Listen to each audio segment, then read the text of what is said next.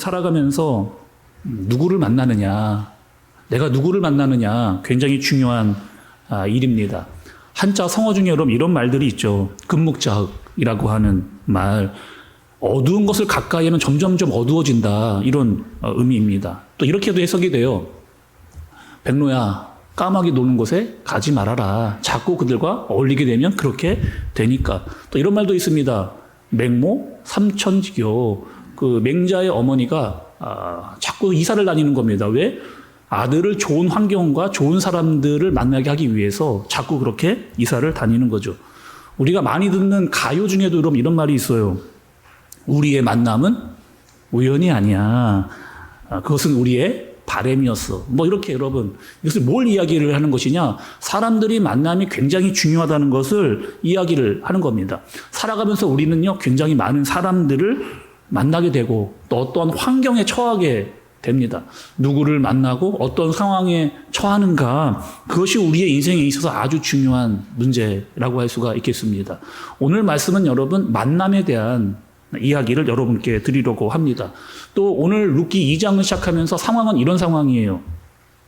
어머니 나오미와 시어머니죠. 그 어머니와 룻이 베들레헴에 돌아왔습니다. 돌아왔는데 베들레헴에 떡과 빵이 생겼다라고 하는 이야기를 듣고 돌아오기는 돌아왔습니다. 그런데 지금 이 두 사람의 상태는 어떤 상황이냐?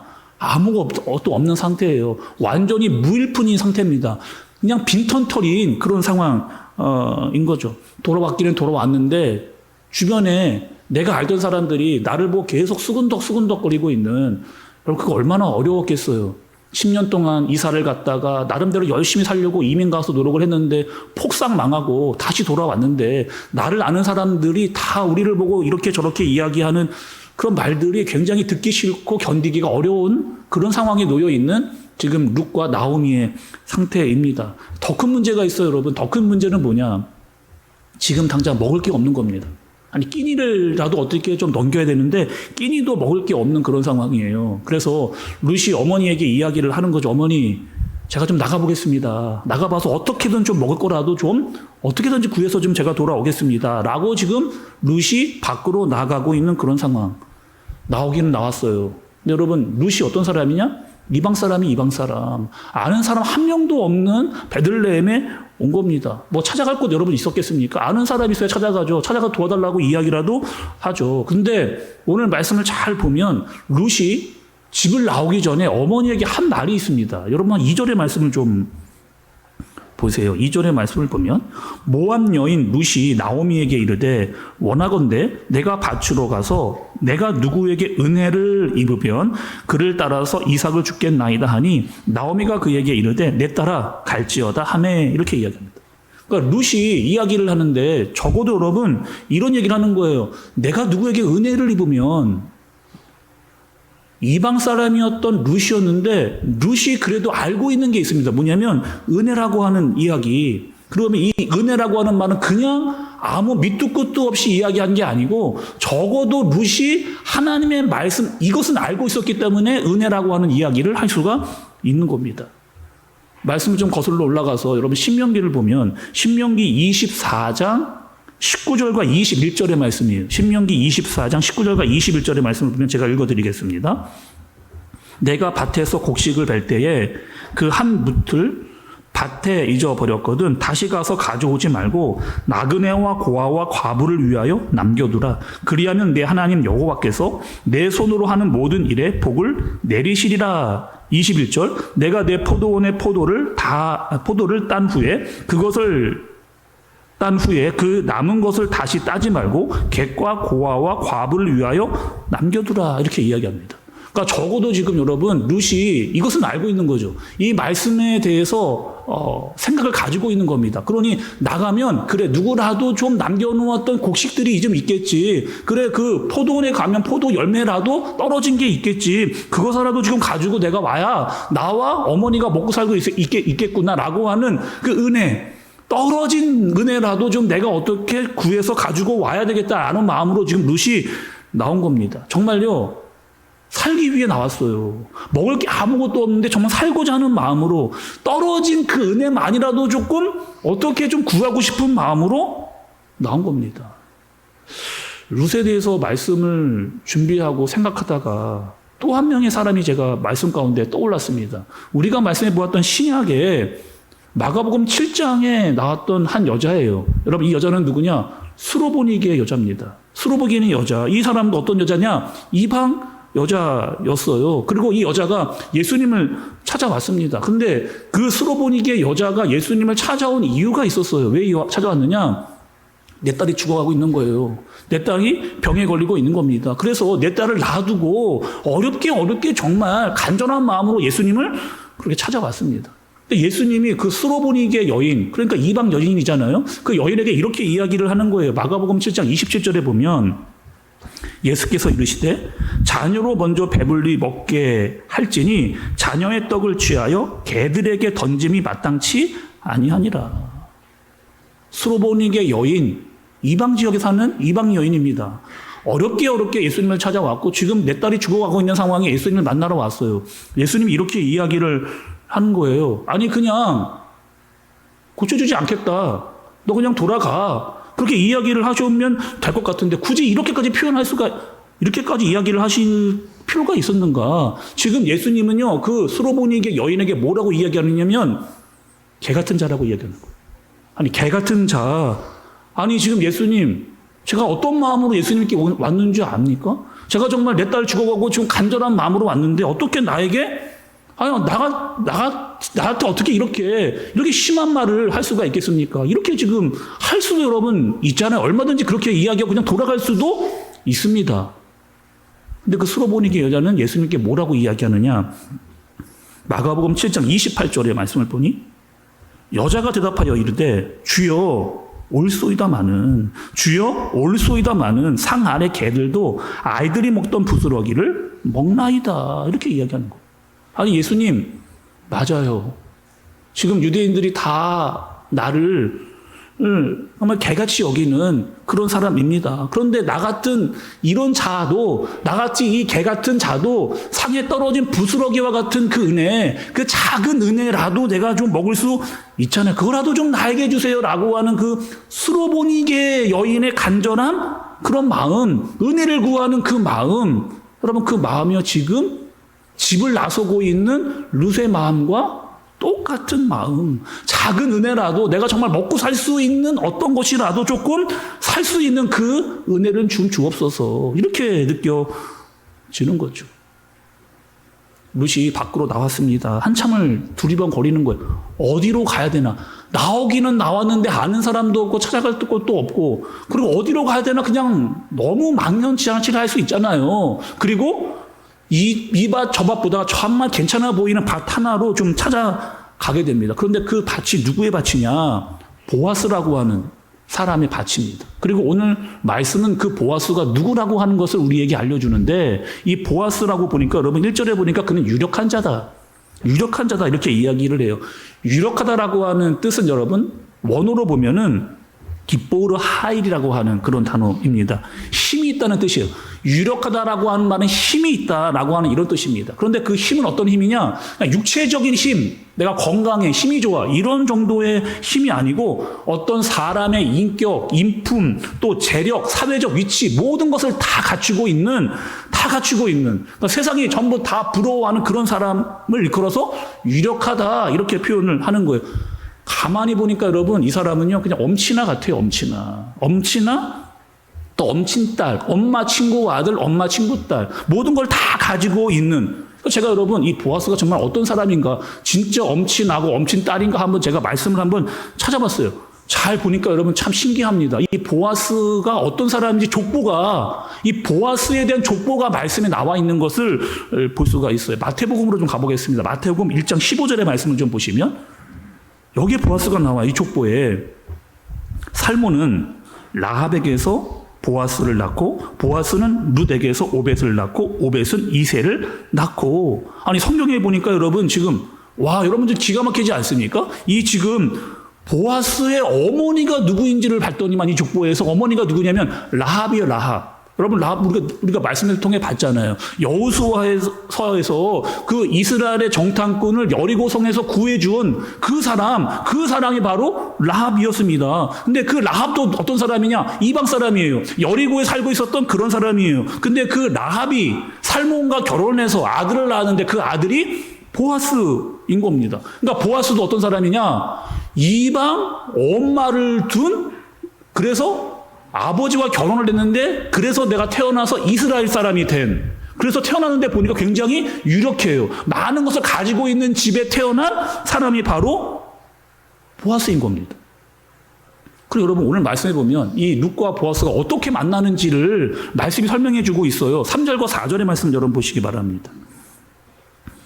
룻이 가서 베는 자를 따라 밭에서 이삭을 줍는데 우연히 엘리멜렉의 친족 보아스에게 속한 밭에 이르렀더라. 마침 보아스가 베들레헴에서부터 와서 베는 자들에게 이르되, 이렇게 얘기해요. 룻과 지금 보아스가 만났는데 여러분 어떻게 만나느냐? 야 우리 있잖아, 몇 날 몇 시에 어디서 만나자, 이렇게 지금 만나지를 않아요. 약속하는 게 아닙니다. 그리고 제가 저기 그 룻이라고 하는 사람을 제가 잘 알거든요. 저 보아스라고 하는 사람 내가 잘 압니다. 라고 해서 서로 소개를 시켜줘서 그렇게 만난 것도 아니에요. 지금 여러분 지금 룻은요, 아는 사람도 없고 찾아갈 곳도 없어서 그냥 나왔는데 정처 없이 걸어가다가 우연히 들어간 집이 바로 보아스의 집이다. 그리고 그 밭의 주인이 보아스다. 이렇게 말씀이 설명을 하고 있는 거죠. 여러분 또 보아스는 왜 그때 나왔을까요? 아니 지금 정말 신기하잖아요. 아니 보아스는 왜 그때? 보아스는 밭의 주인입니다. 직원도 많아요. 굳이 지금 나와가지고 일할 필요도 없고요. 지금 보아스는 일하려고 나온 것도 아닙니다. 직원들이 다 일하는데 지금 내 종들이 잘 일하고 있는지 않는지를 살펴보러 온 거예요. 내 농작물이 잘 자라고 있는가, 성실하게 내 종들이 일하고 있는가, 그냥 한번 쭉 살펴보러 온 거예요. 굳이 나오지 않아도 되는데 그 시간에 딱 마침 나왔습니다. 그래서 누구를 보게 되느냐? 룻이라고 하는 사람을 보게 되는 거죠. 사도행전 여러분 11장에 가면 이런 비슷한 사건이 또 나와요. 베드로가 기도를 하고 있었습니다. 베드로가 기도를 하고 있는데 하늘에서 보자기가 내려와요. 근데 그 보자기를 보니까 여러분 어떤 그 보자기에 뭐가 있었어요? 먹지 못할, 그러니까 율법에서 먹지 말아야 될 짐승들이 잔뜩 이렇게 내려오는 환상을 보는 겁니다. 하나님께서 뭐라고 이야기하느냐? 먹으라는 거예요. 베드로야 너 먹어라. 아니요, 먹지 않겠습니다. 먹으면 안 됩니다. 이거는 율법에 금지된 짐승들 아닙니까? 분명히 먹지 말라고 했으니까 저는 먹지 않겠습니다. 계속. 그런데 하나님께서 3번이나 무려 먹어라 계속 이야기를 하시는 거예요. 아니 베드로가 그런 환상을 보고 이게 과연 무슨 뜻이지? 왜 먹지 말아야 될 짐승은 자꾸 하나님께서 먹으라고 이야기하시는지 그렇게 생각을 하고 있는 그때, 내가 그런 생각을 하고 있는 그때 마침 누가 찾아오느냐? 사도행전 10장 17절에 보니까 베드로가 본 바를 환상이 무슨 뜻인지 속으로 의아해 하더니 마침 고넬료가 보낸 사람들이 시몬의 집을 찾아 문 밖에 서서, 아니 베드로가 지금 내가 이 봤던 환상이 무슨 뜻인가를 고민하고 생각하고 있는데 그때 마침 누가 찾아왔느냐? 고넬료가 보낸 사람들이 베드로가 환상을 보고 거기서 고민하고 있는 그 찰나에 누가? 고넬료가 보낸 사람들이 찾아온 겁니다. 그럼 고넬료는 또 누구예요? 우리가 말씀을 통해서 여러분 알고 있잖아요. 고넬료는 누구냐? 고넬료도 이방 사람입니다. 그리고 로마 사람이고 로마의 백부장이었던 그 고넬료가 사람들을 보낸 거예요. 조금 베드로를 좀 데리고 와라.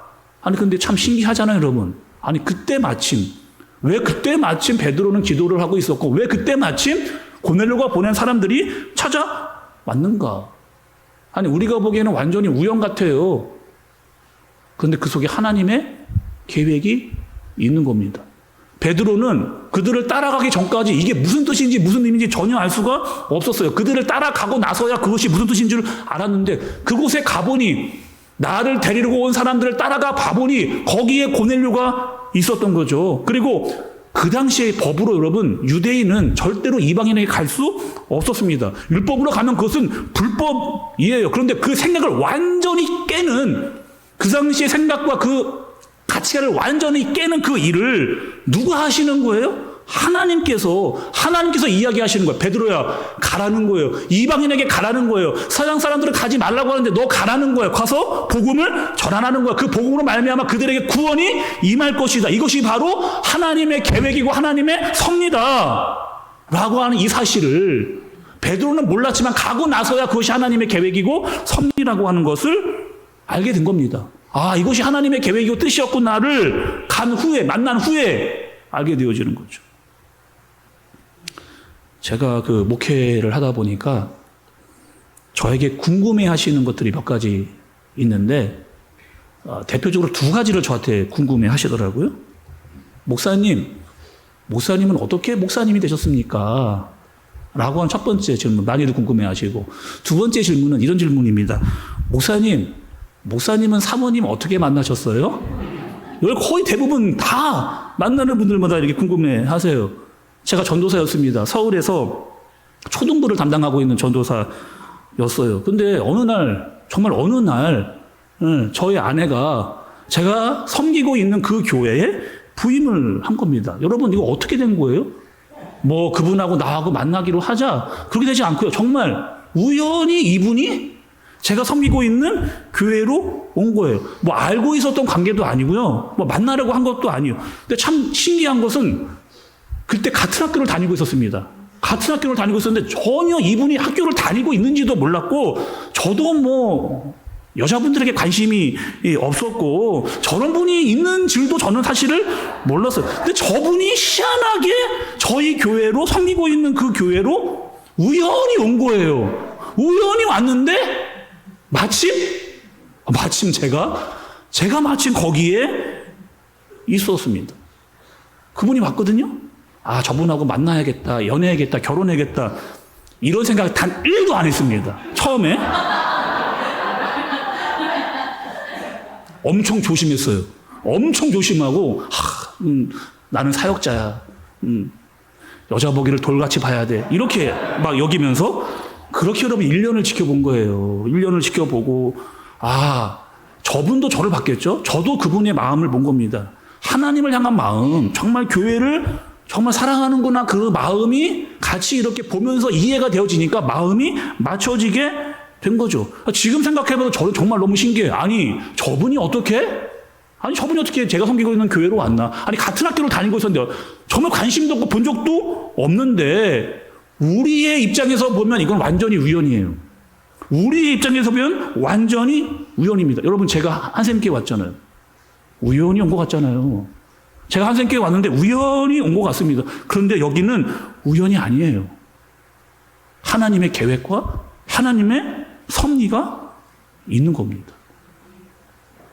하나님의 섭리라고 하는 뜻은 여러분 이런 의미가 있어요. 하나님의 섭리, 여러분 많이 들어보셨잖아요. 찬양도 부르고 뭐 말씀도 가끔 듣다가 보면 신학적인 용어 중에 하나님 섭리라고 하는 말이 나오잖아요. 하나님의 섭리는 이런 뜻입니다. 하나님이 모든 만물을 다 창조하셨습니다. 그리고 그 창조 가운데 모든 것들이 하나님의 계획과 질서 가운데 움직이고 있어요. 그리고 그 모든 일들은, 그 계획과 질서는, 모든 것들은 단 하나도 우연이 없다. 단 하나도 우연이 없고, 하나님이 창조하신 대로, 하나님이 계획하신 대로, 하나님이 질서를 세우신 대로 그대로 흘러가는데, 그 흘러가는 모든 필요한 과정을 하나님의 섭리라고 이야기하는 겁니다. 그러니 우리가 사는 것에서 우연이 없어요. 하나님이 만들어진 섭리와 계획 가운데 우리는 살아가고 있는 겁니다. 자, 여러분 잘 보세요. 오늘 말씀에 등장하고 있는 이 보아스는 상징성을 가지고 있습니다.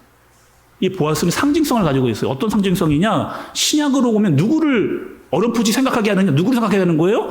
예수님을 생각하게 하는 상징성을 가지고 있는 거예요.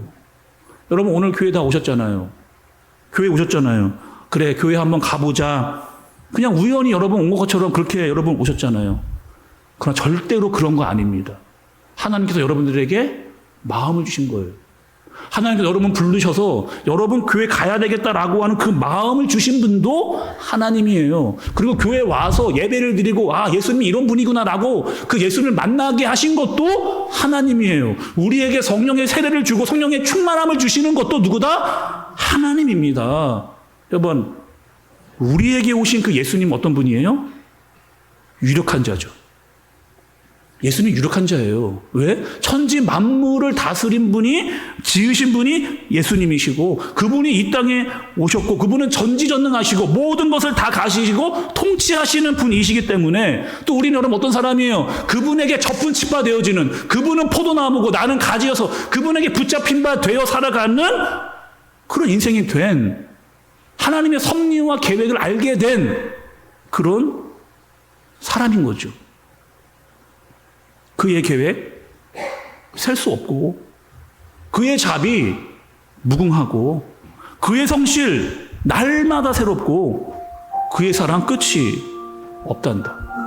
하나님은 너를 만드신 분, 너를 가장 많이 알고 계시며, 하나님은 너를 만드신 분, 너를 가장 깊이 이해하신단다. 하나님은 너를 지키시는 분, 너를 절대 포기하지 않으며, 하나님은 너를 지키시는 분, 너를 쉬지 않고 지켜보신단다. 그의 생각 셀 수 없고, 그의 자비 무궁하며, 그의 성실 날마다 새롭고, 그의 사랑 끝이 없단다.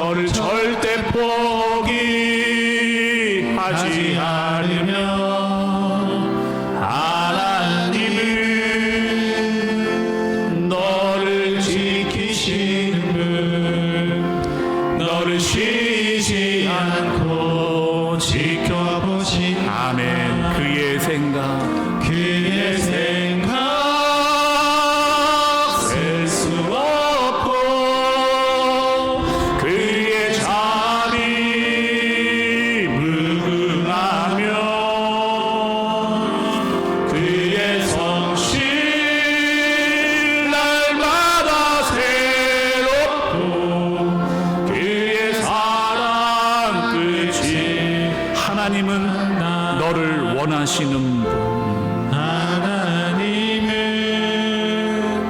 너를 원하시는 이 세상 그 무엇 그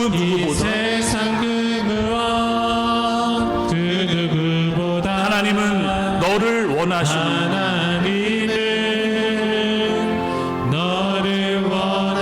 너와 같이 있고 싶어 하신다. 하나님은 너를 인도하는 분,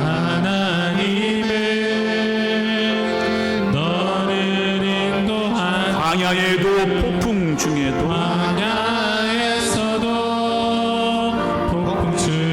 하나님은 너를 인도하는 분, 푸른 초장으로 인도하신단다. 아멘. 그의 생각 셀 수 없고, 그의 자비 무궁하며, 그의 성실 날마다 새롭고, 그의 사랑 끝이, 그의 생각 셀 수 없고, 그의 생각 셀 수 없고, 그의 자비 무궁하며, 그의 성실 날마다 새롭고, 그의 사랑. 우리 한 번 더 그의 생각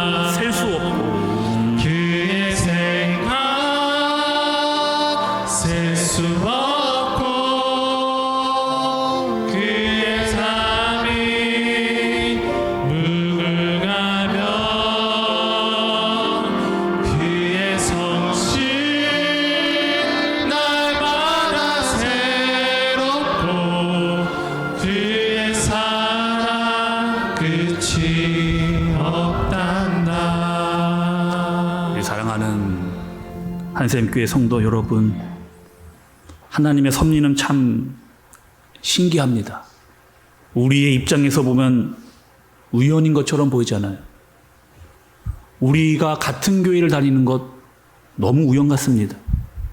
저는 목사로, 여러분은 성도로 만난 것 자체 우연인 것 같아요. 근데 여기 하나님의 계획과 섭리가 있는 겁니다. 우리는 하나님의 섭리를 잘 몰라요.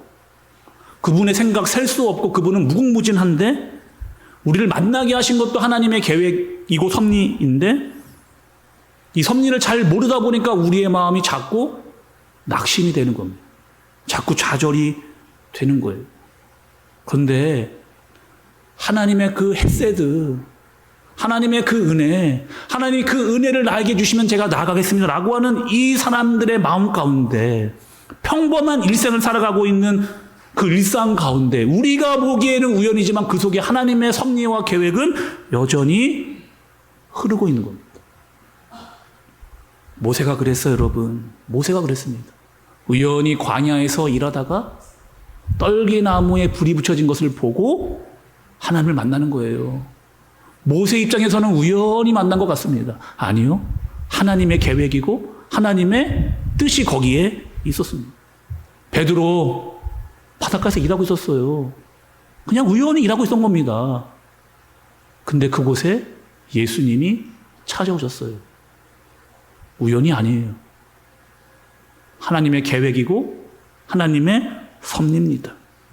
오늘 여러분 그 은혜를 구하고 하나님의 헷세를 간구했던 룻, 그냥 주저앉아 있지만 않은 거예요.